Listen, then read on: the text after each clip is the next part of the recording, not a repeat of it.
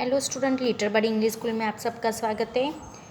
Poem number 4 कर्ण का जीवन दर्शन, उसमें अपने ने पार्ट 1, 2 एंड 3 देख लिया। अब पार्ट 4। प्रसादों के कनकाभ सीख होते कबूतरों के ही घर, महलों में गरुड़ न होता है कंचन पर कभी न सोता है, बसता वह कहीं पहाड़ों में सैलों की फटी दरारों में।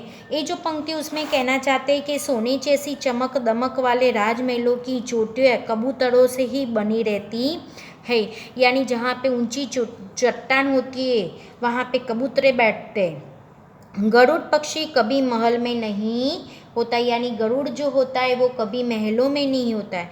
वह स्मरणीय बिछोने पर नहीं सोता, यानी सुवर्ण बिछानों जो होते उस पे नहीं सोते। उसका निवास तो पहाड़ों में ही होता है, वो पहाड़ों पे ही बसता है, पहाड़ों की फटी दरारों ही उसका घर बनता है।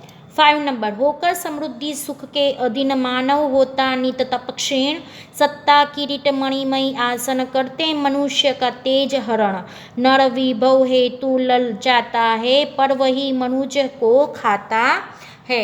ये जो पंक्ति है यह पंक्ति में कहना चाहते हैं, कर्ण श्री कृष्ण को समझाता है कि धन दौलत के सुख का गुलाम बनकर मनुष्य अपना तप तेज खो देता है। राजपद मुकुट और मणियों से जड़े हुए सिंहासन मनुष्य के तेज को हड़ लेते, उसे प्रभावीन बना देते। मनुष्य धन संपत्ति पाने के लिए ललचाता है पर यही धन संपत्ति उसे नष्ट कर देती है। आगे, चांदनी पुष्प छाया में पल नल गले बने सुमधुर कोमल, पर अमृत क्लेश का पिए बिना आतप अगंड में जिए बिना वह पुरुष नहीं कहला सकता, विघ्नों को नहीं हिला सकता। ये जो पंक्ति है वो पंक्ति में कर्ण श्री कृष्ण से कहता है कि चांदनी और फूलों की छाया, यानी छाया, चांदनी और फूलों की छाया का मतलब होता है अत्यंत जो सुख सुविधा होती है उसमें अपने को पलकर मनुष्य सुंदर और कोमल भले बन जाए, परंतु कष्टों का अमृत पिए बिना, धूप और आंधी सहे बिना न वह पुरुष कहला सकता है और न विघ्नों को पार कर सकता है। यानी अपना जीवन फूल और चांदनी की तरह कोमल नहीं होना चाहिए, अपना जीवन एक कठिन समस्याओं से समर्पित बनकर जीना चाहिए। आगे, यानी अपना जो जीवन होता है वो मनुष्य को कष्ट देकर जीना चाहिए, अमृत पीकर जीना चाहिए, धूप और आंधी को सहे बिना अपना पुरुष कहलाना उचित नहीं होता है। जीवन में विघ्न आते उसका सामना करना चाहिए। उड़ते जो झंझावतों में, पीते जो वारी प्रपातों में, सारा आकाशयन जिनका, विषधर भुजंग भोजन जिनका, वे ही है कणिबंध छुड़ाते हैं, धरती का हृदय जुड़ाते है।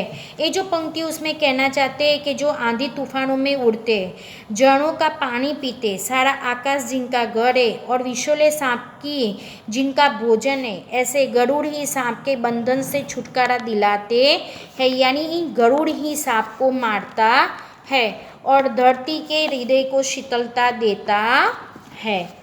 मैं गरुड़ कृष्ण में पक्षीराज, सिर पर न चाहिए मुझे ताज, दुर्योधन पर विपद घोर, सकता न किसी विष उसे छोड़, रण खेत फटना है मुझको, अही पास काटना है मुझको। ये जो पंक्ति उसमें कर्ण श्री कृष्ण को समझाते हैं कि हे कृष्ण, मैं ऐसा ही गरुड़ पक्षी हूँ, मुझे अपने सिर पर मुकुट नहीं चाहिए। इस समय दुर्योधन भयंकर विपत्ति में फंसा हुआ है, मैं किसी भी तरह उसे छोड़ नहीं सकता, मुझे तो युद्ध क्षेत्र में उतरना है और दुर्योधन के नागपाश को काटना है।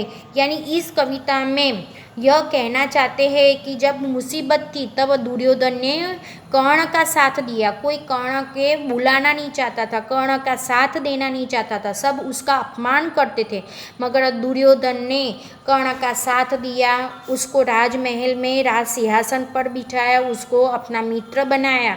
तो अभी जब उसको मेरी ज़रूरत है तो मैं उसको छोड़ के आपके पास नहीं आ सकता।